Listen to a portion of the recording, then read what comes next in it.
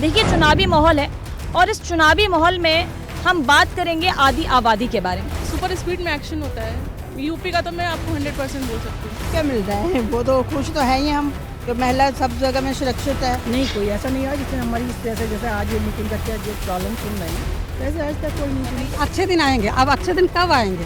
Security का थोड़ा सा मेरे को इश्यूज अभी भी है यहाँ पे यूपी। एग्जैक्टली मेन मुद्दा हमारा संस्कृत है, हमारी धरोहर जो है क्या है, हमारे जो रामायण भागवत, हमें जो मुसलमानों के फालतू के जो पढ़ाए जा रहे हैं, और जो हमारी हिस्ट्री रॉन्ग है, राइट है ही नहीं। नमस्कार, आप देख रहे हैं न्यूज़ 1 इंडिया। मैं हूं आपके साथ नैना शर्मा। देखिए, चुनावी माहौल है और इस चुनावी माहौल में हम बात करेंगे आदि आबादी के बारे में। आदि आबादी यानी कि महिला, जिसको हम कह सकते हैं किंग मेकर। तो यहाँ पे बहुत सारी जो महिलाएं मेरे साथ मौजूद हैं। हम नोएडा में अभी आ चुके हैं और नोएडा की एक सोसाइटी में मैं यहाँ पर आई हूँ। यहाँ पे बहुत सारी महिलाएं हैं, उनसे बातचीत करेंगे, उनसे जानेंगे कि 2024 में सरकार को लेकर उनके क्या मुद्दे हैं। जब ये मतदान करने जाएंगी तो क्या मुद्दे लेकर मतदान करेंगी, क्या क्या इनके मुद्दे हैं, क्या क्या सरकार से चाहती हैं और क्या क्या इनकी शिकायतें हैं। तो आदि आबादी से आज हम बात करेंगे। बहुत सारी महिलाएं यहाँ पे मौजूद है। सबसे मैं बात करना चाहूँगी, तो आपका क्या नाम है? मेरा नाम संध्या है मैम। आप यहाँ पे कितने साल से रह रही हैं? 3 से 4 साल। 3 से 4 साल से। क्या मुद्दा है आपका? पहले बात तो मुझे ये बताइए कि वोट किसे करेंगे 2024 में, किसकी सरकार चाहती हैं? ऑब्वियसली मोदी जी की। मैं तो अयोध्या से हूँ, तो अच्छा। कुछ मैटर ही नहीं बनता कि राम मंदिर की स्थापना जो अभी हुई है, रामलला है, उसके बारे में पहले थोड़ी सी बात करेंगे। ये मुद्दा केवल रामलला का नहीं है। मतलब अयोध्या, मैं तो वहीं पैदा हुई थी, तो हमने अयोध्या को बहुत पास से देखा है। जो पहले जो अयोध्या की कंडीशन थी, ये तो बाहर के लोग पता है कि आज मंदिर बन गया, रोडें बन गई, सड़कें बन गई, लेकिन उसके पहले किसी की भी सरकार हो, किसी ने वहाँ पे हाथ नहीं लगाया। पब्लिक ट्रांसपोर्ट बिल्कुल नहीं था, कोई सेफ्टी नहीं थी, कुछ भी नहीं था। अब मंदिर बनने की वजह से वहाँ के जो लोग हैं उनको जॉब्स मिली हैं, वहाँ का इंफ्रा इम्प्रूव हुआ है। आज की डेट में कोई भी होटल, कोई भी, यहाँ तक कि एक टपरी वाला भी अच्छा खासा वहाँ पे आज कमा रहा है और बाहर के लोग भी आके कमा रहे हैं।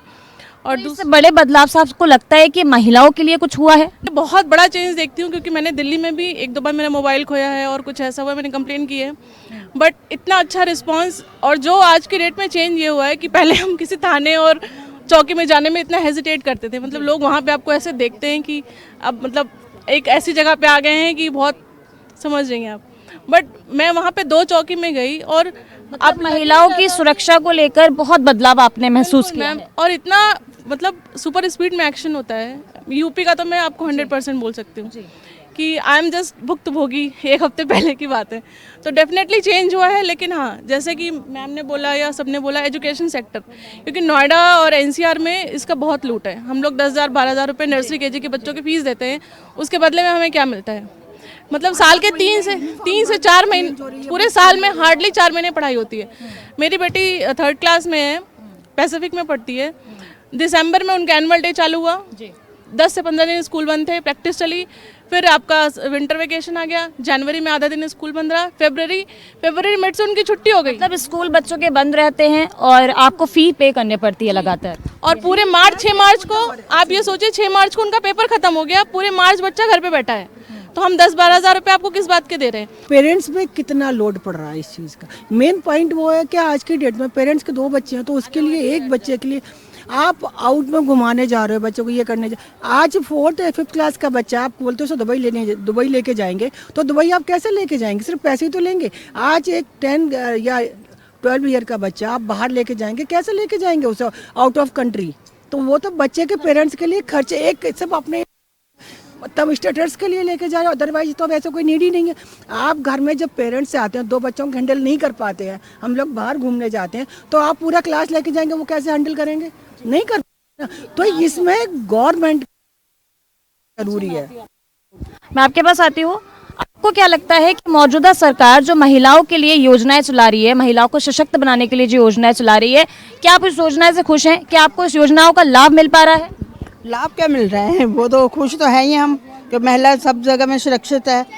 नहीं तो पहले आने जाने में ही, बस में जाओ, मेट्रो में जाओ, डर लगा रहता था कि कोई ना कोई कुछ ना कुछ।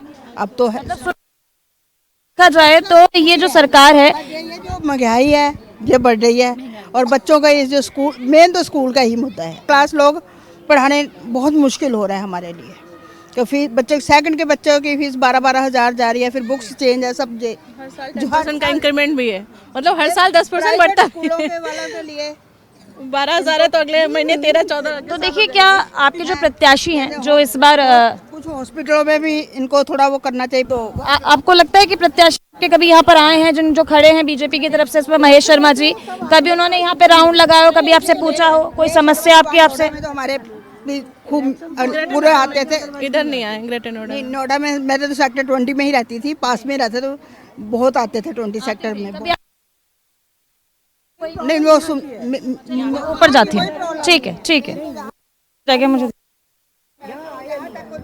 मेन चीज है कि हमारी प्रॉब्लम ये है कि अभी जो है अभी ये चुनाव हुआ, उसके बाद यहाँ कोई नेता नहीं आया अभी, तो 2-4 लोगों से मिला लिया। तब तक हमारी प्रॉब्लम्स आप नहीं सुनेंगे, तब तक आपके पास कैसे मेरी मतलब जो आखिरी चुनाव जो हुआ है उसके बाद कोई आपके पास नहीं आया? नहीं, कोई ऐसा नहीं आया जिसने हमारी जैसे आज ये मीटिंग करके जो प्रॉब्लम सुन रहे हैं, वैसे आज तक कोई नहीं सुनी। तो हम कैसे बताएंगे, क्योंकि हम मेन चीज़ है, जेंट्स तो बाहर बैठ के कर ले, हम लेडीज की जो प्रॉब्लम तो वो लेडीज की हम किससे बोलेंगे? आप हमारे लिए क्या कर रहे हैं? हम वोट तब भी हम आपको दे रहे हैं क्योंकि हमें बीजेपी को देना है, क्योंकि हमें अपना सनातन धर्म को आगे बढ़ाना है, सनातन धर्म के लिए हमें देना, बीजेपी को दे। लेकिन जो फैसिलिटी, जो सेफ्टी, जो हम लोगों को चाहिए, वो हमारे पास कहाँ अवेलेबल है? कहीं से भी अवेलेबल नहीं हो रही है या नहीं है? तो वो चीज़ आप आए, तो जैसे आज आपने ग्रुप मीटिंग की है, तो आपको कम से कम एटलीस्ट 6 मंथ पे, मंथली पॉसिबल भी नहीं है और ना हम रिक्वायरमेंट्स करते हैं, 6 मंथ पे आप प्रॉब्लम्स हम लोगों की आके सुनो और उस चीज़ को आप कोशिश करो कि भाई हम लोग के साथ क्या प्रॉब्लम्स हो रही हैं। तो वो चीज़ है, जैसे अब यहाँ अब रोड बन गई चलो, लेकिन ये जैसे कन्वेंस के लिए हम लोगों को कन्वेंस कोई है ही नहीं यहाँ पे। सेकंड ये है कि हम सनातन बस हाथ उठा के गाते हैं, वो नहीं। हमारा मेन धर्म संस्कृत जिस नाम से पहचानी जाती है, आज बीजेपी को आज 10 साल हो गए, लेकिन हमारी संस्कृत कहाँ है? कोई कंपलसरी नहीं है, कोई कंपलसरी नहीं है। जिस संस्कृत नेचुरली है, जब आप पढ़ाओगे नहीं तो इंटरेस्ट कैसे आएगा? जिस लैंग्वेज से सारी लैंग्वेज निकली है, आज वर्ल्ड भी यही नहीं जान पाया संस्कृत तो और क्या भरा हुआ, समझ भी नहीं पाया। और वही लैंग्वेज हमारी गाँव में तो फ्रेंच सिखा रहे हो, कोरियन सिखा रहे हो, क्यों भाई? 1 साल में क्या सिखा लोगे? हमारा बच्चा इंडिया में रह रहा है तो इंडिया हमारी उस वो लैंग्वेज सिखाओ ना। लेकिन योगी जी कहते हैं कि शिक्षा व्यवस्था में बहुत बड़े बड़े बदलाव किए गए हैं, बच्चों के कोर्सेज में बहुत बड़े बदलाव किए गए हैं, शिक्षा पहले की तरह अब नहीं रही है। नहीं, वो नेचुरली नो डाउट, लेकिन मेन पॉइंट उन्होंने जो किया वो बहुत कुछ चेंज भी किया है, लेकिन मेन मुद्दा हमारा संस्कृत है। हमारी धरोहर जो है क्या है? हमारे जो रामायण है, भागवत, हमें जो मुसलमानों के फालतू के जो पढ़ाए जा रहे हैं, और जो हमारी हिस्ट्री रॉन्ग है, राइट है ही नहीं, वो हमें क्यों पढ़ाई जा रही? वो चेंज करो। और योगी जी नहीं, हम तो कहते हैं जहाँ जहाँ आपकी गवर्नमेंट है वहाँ आप चेंज करो। यदि आप अभी नहीं कर पाए तो कब कर पाओगे भाई? जब आपकी गवर्नमेंट है तब नहीं कर पाई तो कब कर पाओगे? तो ये हमें चेंज लाना, क्योंकि अकेला हम सनातन मंदिर बनवाए, बहुत अच्छी बात है मंदिर, लेकिन हमारी लैंग्वेज भी तो सनातन धर्म की होनी चाहिए ना। संस्कृत हमारी धर्म मतलब होनी चाहिए। हमारा बच्चों को हम संस्कृत में पढ़ाए, नहीं भाई ये तुम पढ़ो, इससे हमारा धर्म आगे बढ़ेगा, या हमारा रामायण का ही पेज पढ़ो, इससे धर्म। तो हमें वो चीज़ बच्चों के, हमारे बच्चे हैं अभी है, बड़े बच्चे हैं, आप उनसे कहते पूजा कर दो, उनका सर दुखने लगता है पूजा के नाम से, नहीं करना, क्योंकि हमने पढ़ाया ही नहीं है। तो वो कहाँ से पढ़ेंगे? मॉमडन्स में है तो बच्चे टोपी लगाए नमाज पढ़ लेंगे, लेकिन हमारे देखिए ऐसा होता है ना कि देश बदल रहा है, वो योगी जी हुए, मोदी जी हुए, अपने सूबे के लोगों को बदलने की कोशिश कर सकते हैं, लेकिन घर का जो बच्चा है या घर में जो बच्चा, उनको माँ बाप ही संस्कार दे सकते हैं, या घर का माहौल जो है वो बदलाव ला सकता है। आज की डेट में ज़्यादा संस्कार स्कूल देते हैं। उसका रीजन क्या होता है? बच्चे से कहो कि आ से आम नहीं, आ से इमली होती, तो वो कहेगा नहीं मेरी मैम ने कहा इमली ही होती है, वो आम नहीं बोलेगा। उनके लिए मैम जो है राइट है, मदर रॉन्ग है। मेन चीज़ है मदर रॉन्ग है और टीचर है।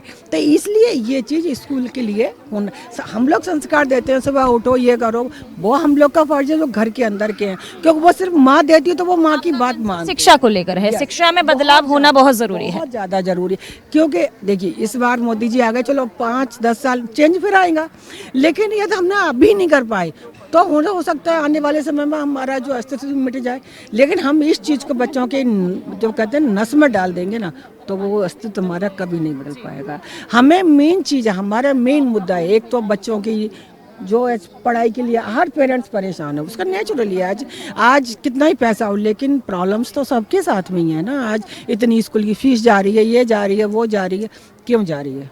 तो इसमें तो योगी ने जहाँ भी बीजेपी की गवर्नमेंट है उन लोगों करना पड़ेगा। इस वजह से देंगे। कोई बदलाव आपने देखा इन 10 सालों में कि बदलाव है इसलिए आप बीजेपी को वोट देना चाहती हैं, या फिर अगर आप रखना बीजेपी ही चाहती हैं आगे तो इसलिए रखना चाहती हैं? नहीं, मतलब ये है कि शांति बहुत है हमारे इलाके में। जैसे यूपी में पहले बहुत ज़्यादा वो था, तो योगी के होने से गुंडागर्दी थी और नेतागिरी ज़्यादा थी, तो बहुत शांति हो गई है। मैं हरिद्वार से हूँ, तो इसलिए सब अच्छा लगता है। और अब बच्चे तो बड़े हो गए हैं, अब उनके बच्चे होंगे तो वो सोचेंगे, अब मेरा सोचने का हाँ जी, तो आप यहीं से हैं? नाम क्या है आपका? तो आप कितने सालों से यहाँ रहती हैं? 5 ईयर। 5 ईयर। तो किसको वोट देने वाली हैं?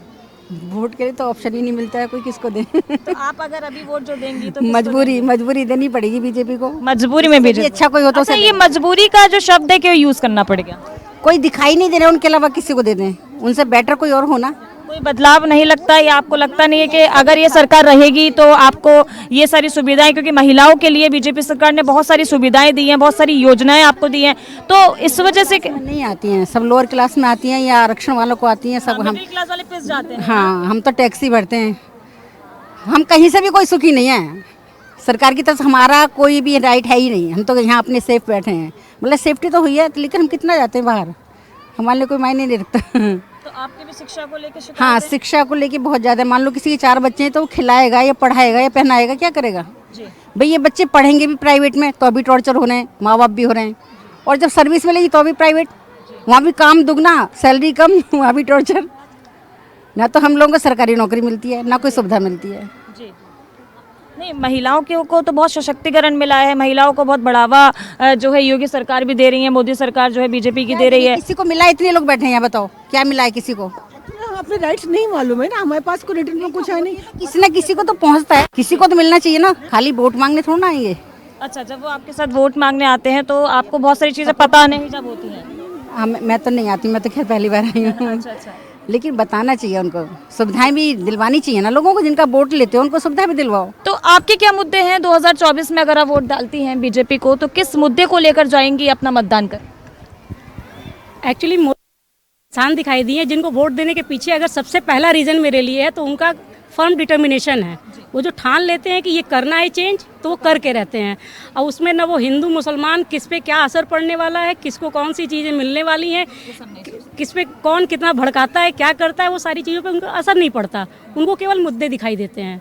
अगर ये क्लीनिंग वाला प्रोसेस उनका चलता रहा तो जब तक मोदी जी हैं तब तक मोदी जी रहेंगे। देखिए, एक बात मैं आपको बता दूं कि बीजेपी की ओर से महिलाओं को 33% का आरक्षण कानून पास कराया गया है। ठीक है, अभी मतलब लोकसभा में महिलाओं के 33 है, तो इस तरीके से महिला सशक्तिकरण, महिलाओं को आगे बढ़ाने का जो वादा है वो पूरा होता दिखाई दे रहा है। हाँ। तो क्या आप कहना चाहेंगे कि महिलाओं के लिए जो वादे मोदी सरकार ने किए हैं, क्या वो उस पर खरे उतर रहे हैं? बिल्कुल उतर रहे हैं। आज महिलाएं, मतलब आप हमारे मिडिल क्लास से ऊपर की बात मत करो, अगर इनका रियली कहीं से चेक करना है तो आप लोअर लेवल पे जाओ। लोअर लेवल पे जो मेट्स आती हैं हमारे घर में वो सेटिस्फाइड है।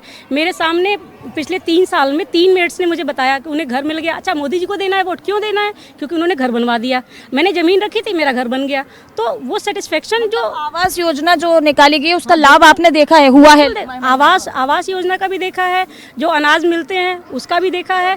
और सबसे पहली चीज़ है कि लेडीज़ को ये अंदर से फील आने लगा कि अब हमारे लिए भी कोई कुछ कर रहा है। और आज की डेट में हम लोग भी यहाँ बोलने के लिए आए हैं ना, वो इसीलिए सोच के आए हैं कि हाँ, हमारी बात भी सुनी जाएगी। बिल्कुल। आपको क्या लगता है, क्या मुद्दा है आपका? मेरा मुद्दा ये है कि जैसे यूपी में योगी जी सब कुछ ठीक कर रहे हैं, कानून व्यवस्था इतना बढ़िया कर रहे हैं, तो मोदी जी से और योगी जी से मेरा यही कहना है कि वो बिहार में भी सब कुछ ठीक करें, क्योंकि मैं बिहार से लग रही हैं। क्योंकि मैं बिहार से हूँ और हम लगभग 15 साल से अपने ज़मीन के लिए लड़ रहे हैं और वहाँ कोई सुनवाई नहीं हो रही है। एक्चुअली क्या है कि हमारा ज़मीन जो है वो मेन रोड पर है, काफ़ी बड़ा प्लॉट है, तो उसको लेके कई दबंग कि हमें दे दो, हमें दे दो, और हम 15 साल कर रही हैं। तो मैं आपको बता दूं, शायद आपको पता होगा कि योगी जी ने कई माफियाओं को ढेर किया है। माफिया अब जो है यूपी में नहीं रह सकते आराम से, तो माफियाओं के जैसे माफिया के ऊपर योगी सरकार ने काम किया है, वही शायद आप बात कर रही हैं। तो एक विश्वास तो आपको उनके ऊपर, बीजेपी सरकार के ऊपर रहा होगा ना कि अगर वो ऐसा करते हैं वहाँ पे भी काम, तो क्या वहाँ पे भी माफियाओं का मट्टी पलीत कर देंगे योगी? बिल्कुल बिल्कुल, हमें योगी जी पर और मोदी जी पर बहुत विश्वास है, इसलिए हम चाहते हैं और उनसे हम रिक्वेस्ट कर रहे हैं कि वो हमारे बिहार के लिए भी सोचें और हमारे बिहार को भी इम्प्रूवमेंट की ज़रूरत है। आज कुछ भी हो जाए, भले फ्लाईओवर, हम पटना रह के आए, हमारे बच्चे वहाँ रह नहीं पाए, भले फ्लाईओवर्स बन गए हैं बट वहाँ कोई भी डेवलपमेंट नहीं है। मतलब चलिए कल्चर तो एक है कि भाई अपना कल्चर जहाँ भी रहो छोड़ना नहीं चाहिए, लेकिन कहने का मतलब है कि फ्लाईओवर्स बना देने की वजह से वो डेवलपमेंट हम उसको नहीं बोल सकते। तो हाँ, इतना काफ़ी नहीं है। तो इसलिए वहाँ पे सबसे ज़्यादा ज़रूरी है कानून व्यवस्था सही करना। वहाँ शिक्षा में कितनी धांधली होती है, बच्चे जो टॉपर बच्चे हैं उनको देखो तो उनको चीट करवाई जा रही है और वो टॉप कर जा रहे हैं। तो ये सारी चीज़ें बिहार में नहीं होनी चाहिए। वहाँ शिक्षा का मुद्दा है, वहाँ कानून व्यवस्था है, ये सारी चीज़ें, मतलब मेरा पर्सनली ये मानना है कि बिहार को भी अब सुधरने की ज़रूरत है, जैसे कि योगी जी ने यूपी को सुधारा है। क्या कहना चाहिए? मैं जो आपको अभी अपनी बता रही थी, मेरा कंसर्न जो है वो वाटर रिसोर्सेज को सेव करने का है। Water level day by day down जा रहा है। जिस सिटी में आप बेंगलोर वगैरह का तो सभी को पता है कि वहाँ तो पानी के मतलब इतनी किल्लत हो रखी है कि लोगों को सर्वाइव करना भी मुश्किल पड़ रहा है।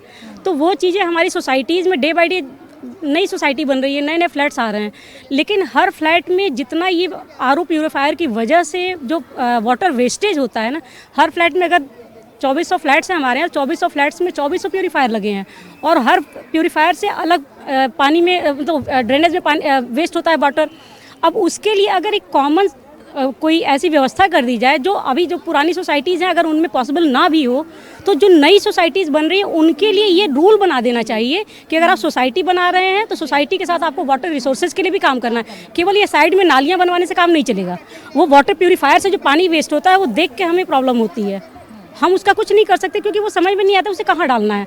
बकेट में अगर डाल के उसको हम कूलर में डाल दें, गार्डन में डाल दें तो कितना डालें, लेकिन अगर वो कॉमन कोई व्यवस्था हो जाए तो उससे एक सोसाइटी से कितना पानी बच सकता है और वो कहीं ना कहीं हम ही लोग के काम आने वाला है। तो अगर इस पर कोई काम हो पाए तो बहुत ही बढ़िया मुद्दा था आपका। थोड़ा सा मैं वहाँ जाऊँगी जी, मैं आपके पास ही आ रही हूँ। आप उठ के आए थे, आपसे ज़रा मैं बात करूँ। आइए ज़रा, आइए बैठिए। क्या मुद्दा है आपका? मैं एक यहाँ पे एक योजना के बारे में थोड़ा सा बात करना चाहूँगी कि बेटी पढ़ाओ बेटी बचाओ। तो बेटी पढ़ाओ बेटी बचाओ कितना कारगर साबित हुआ है? बहुत ज़्यादा, बहुत ज़्यादा, क्योंकि पहले तो बेटी पर इतना ध्यान देते नहीं थे लोग। हाँ, यहाँ तक कि बच्चे हुआ अबॉर्ट करा दिया, ये कर दिया कि बेटी नहीं चाहिए। अब बेटी, और यहाँ दहेज का कितना सिस्टम है। अब बेटी जो पढ़ रही है तो अपने मुद्दे पैरों पे खड़ी हो रही है, खड़ी होकर उसे अपने आप समझ है इतनी कि मुझे क्या करना है क्या नहीं करना, इस फैसले पे वो डिसीजन ले सकती है अपना। मोदी जी ने बहुत अच्छा किया कि बेटी पढ़ाओ बेटी बचाओ, है ना, क्योंकि पहले तो बेटी को इतना महत्व देते नहीं थे लोग, अब ज़्यादा देने लगे हैं। इससे तो हमारी जो बेटी हैं वो ज़्यादा आगे, लड़कों से ज़्यादा आगे तरक्की कर रही हैं बहुत। आपको लगता है महिला को सशक्त बनाने के लिए सरकार का एक अहम रोल है? हाँ जी, अहम रोल तो अभी भी है और जब से हम पढ़ रहे हैं तब से रोल तो सरकार ने अच्छा निभाया है। बट ये मैं कहना चाहती हूँ, जैसे मैं केंद्रीय विद्यालय से पढ़ी हुई हूँ, तो केंद्रीय विद्यालय में जो भी सारी चीज़ें अवेलेबल कराई जाती हैं बच्चों को बहुत ही कम फ़ी लिया जाता है। तो क्या ऐसा हो सकता है कि हमारी मोदी सरकार जो है नियरली यहाँ नियरेस्ट थोड़ा केंद्रीय विद्यालय बनाने का काम करें और उसमें टीचर्स अवेलेबल हो? क्योंकि केंद्रीय विद्यालय जो है, मैं वहाँ से पढ़ी हूँ, वहाँ हमें स्पोर्ट्स में रीजनल लेवल तक ले जाया जाता था, फ्री ऑफ कॉस्ट, रहना खाना सब कुछ। तो बच्चे स्पोर्ट्स में भी आगे जा पाते थे, पढ़ाई भी अच्छे से कर पाते थे। और मैं मुगल सराय केंद्रीय विद्यालय से पढ़ी हूँ, वहाँ के बच्चे IIT में हैं, आज इसरो में हैं, मतलब अच्छे अच्छे रिसर्च सेंटर में हैं। तो कहने का मतलब है कि जब केंद्रीय विद्यालय इतना कुछ दे सकता है बच्चों को, वो भी निःशुल्क, तो मैं ये गवर्नमेंट से और हाँ, लड़कियों के मामले में, जहाँ की मैं गर्ल्स थी, वहाँ मेरा जब फीस स्टार्ट हुआ था तो मेरा 45 रुपीज़ फी लगता था और बॉयज़ का 150। ठीक है, तो यहाँ भी आप देख सकती हैं कि हाँ, महिलाओं को बढ़ावा देने के लिए वो बाद में 150 मेरा हुआ और बॉयज़ का हाँ, आपसे ज़्यादा, मतलब 3 महीने का, ये भी मैं 3 महीने का बता रही हूँ। तो क्या इस तरीके की चीज़ें गवर्नमेंट जो है वो यहाँ हमारे आसपास के लोकेलिटी में करे, ताकि हम ये जो प्राइवेट स्कूल्स में बच्चों को भेज रहे हैं उनसे हम बच सकते हैं। तो और महिलाएं हैं उधर मेरे साथ, हाँ बताइए बताइए। एक्चुअली मेरी बेटी, मतलब हम सभी के बच्चे प्राइवेट में पढ़ते हैं, तो प्राइवेट स्कूल में मेरी बेटी पिछले 6 साल से पढ़ रही है, और 6 सालों में जब मेरा एक वर्स्ट एक्सपीरियंस रहा है, हम ये कहते हैं कि सारी चीज़ें हम घर से शुरू करते हैं, संस्कार, कल्चर, हर चीज़ हम घर से शुरू करते हैं, लेकिन स्कूल के लेवल पे केवल 2 चीज़ें हैं जिनको अगर थोड़ा सा गवर्नमेंट देख सकती है तो वो हम लोग के लिए बेस्ट हो जाएगा। पहली चीज़ तो ये है कि जो स्कूल के अंदर वो केवल ऑडिट करके दिखा देते हैं, मेरे इतने यहाँ टीचर हैं, मेरे यहाँ ये सब्जेक्ट पढ़ाए जाते हैं, इन सब्जेक्ट, ये स्पोर्ट वाले जो गेम के हमारे टीचर्स हैं, लेकिन एक्चुअली वहाँ क्या चल रहा है इसकी मॉनिटरिंग कोई नहीं करता। दूसरी प्रॉब्लम तब आती है जब होली है, दिवाली है, तो जनरली हम लोग क्या है, शेड्यूल वगैरह भी रखते हैं एग्जामिनेशन का, तो उसको कोई चेंज नहीं कर सकता। चलिए ठीक है, हर चीज़ को हम लोग देख के नहीं फॉलो कर सकते हैं, कुछ ना कुछ तो किसी न किसी का फंसेगा ही। लेकिन मैंने ये मेंशन किया हुआ है कि जब भी ये होली, दिवाली, इस तरह के फेस्टिवल्स आते हैं, अगर आप कहीं भी क्रिश्चियन स्कूल में या कहीं भी आप परसेंटेज चेक करेंगे, 90% से ज़्यादा बच्चे हिंदू के हैं। उसके बावजूद हिंदू फेस्टिवल्स को प्रायोरिटी पे नहीं रखा जाता है। वहाँ पे क्या है, अगर 2 बार तो मैंने छुट्टियाँ के चक्कर में रिजर्वेशन कैंसिल कराएं, क्यों? क्योंकि होली पे छुट्टी नहीं मिली। फिर मैंने इनकी क्लास टीचर से भी बात की, मैंने उनको अपना क्रिसमस पे छुट्टियाँ मिल जाती हैं आपको? नहीं, क्रिसमस पे आराम से आपको 1 वीक की छुट्टी मिलती है। मैं उसके खिलाफ नहीं हूँ, मुझे उससे कोई प्रॉब्लम नहीं है। मुझे प्रॉब्लम बस इसकी है कि अगर आप अपना ध्यान रखते हो तो आपको मेरे फेस्टिवल्स का भी ध्यान रखना चाहिए।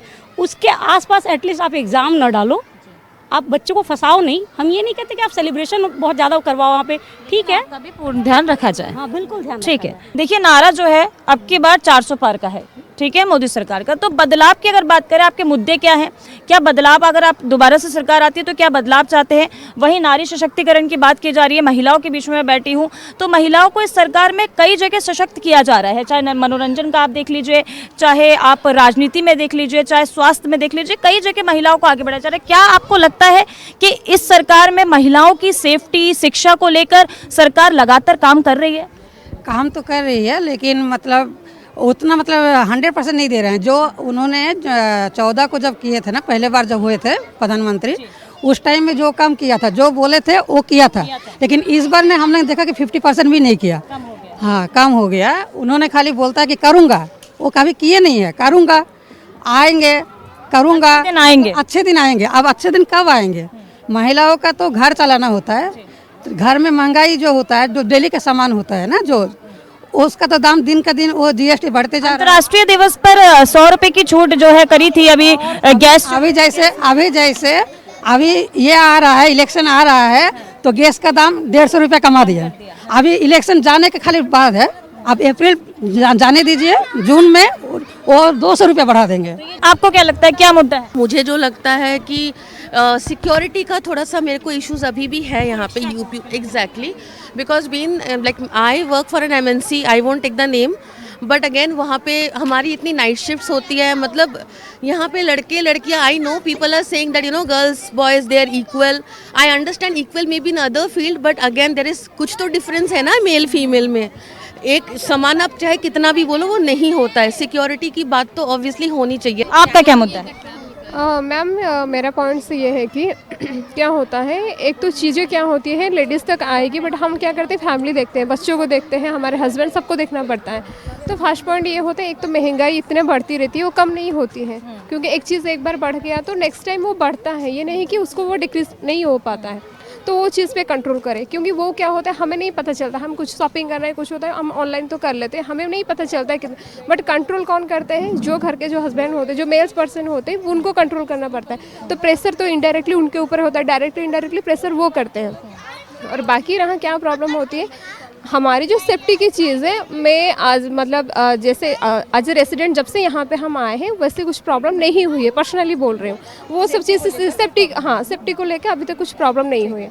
और बाकी रहा बीजेपी के लिए, हम बीजेपी को स्टार्टिंग से सपोर्ट करे आ रहे हैं, अभी भी कर रहे हैं। बट क्यों कर रहे हैं? रीज़न ये है कि हम मोदी जी को बाय ग्लोबली देख रहे हैं कि दूसरे के कंट्री को जा रहे हैं, उनके इंटरेक्ट हो रहा है। हमारा कंट्री का एक पहचान है बाहर, एक आइडेंटिटी है कि this is India and this are the people of India, एक अलग सा रेस्पेक्ट है। बट क्या होता है, ये हो गया ग्लोबली मोदी जी के साथ, हाँ नहीं ये बीजेपी है, हमें इनको वोट देना है। बाय पर्सनल हम क्या होते हैं, मिडिल क्लास से बिलोंग करते हैं, बट हमें कुछ भी फैसिलिटी नहीं मिल पाती है। एक चीज़ है, जो भी आप योजना बोल रहे हैं, जो भी फैसिलिटी कुछ मिल नहीं रही है। एक तो हमें लगता है कि क्या है, मे बी हमें ये मिलेगा नहीं क्योंकि हम उसमें नहीं आ रहे हैं, क्राइटेरिया हम वो सब हम फुलफिल करेंगे नहीं, सो नहीं आ पाएंगे वो चीज़ें। तो यहाँ की जो महिलाएं, उनसे मेरी जो बातचीत हुई है, उनसे बातचीत करके ये लगता है कि महिलाओं को कुछ छोटी छोटी जो है प्रॉब्लम है, जैसे कनेक्टिविटी की प्रॉब्लम हो गई, कन्वेंस उनको यहाँ से नहीं मिलता है। कुछ महिलाओं का ये भी कंसर्न है कि जो उनके बच्चों की पढ़ाई है वो इतनी ज़्यादा महंगी है कि वो उसे अफोर्ड नहीं कर पा रही है। मतलब जो शिक्षा व्यवस्था है उसको लेके भी मोदी सरकार से महिलाओं की शिकायतें हैं। कुछ महिलाओं की शिकायतें सुरक्षा को लेकर भी हैं, सिक्योरिटी को लेकर भी हैं। वहीं महिलाओं का ये भी कहना है कि ये जो है एक मिडिल क्लास तबका है, तो जो कुछ यही सारे मुद्दे हैं जो ये महिलाएं जाएंगी जब वोट डालने, जब मतदान डालने जाएंगी, तो यही मुद्दे लेकर मतदान डालने जाएंगी। और अपने इन मुद्दों को लेकर आज महिलाओं ने न्यूज़ वन इंडिया की टीम के साथ बातचीत करी और अपने मुद्दे रखे हैं। उन्होंने बताया है कि बस इन्हीं मुद्दों से उन्हें शिकायत है।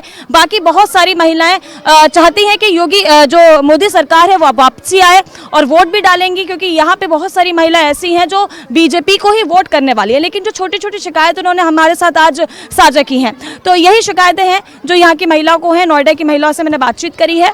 कैमरा पर्सन विनीत के साथ मैं नैना शर्मा।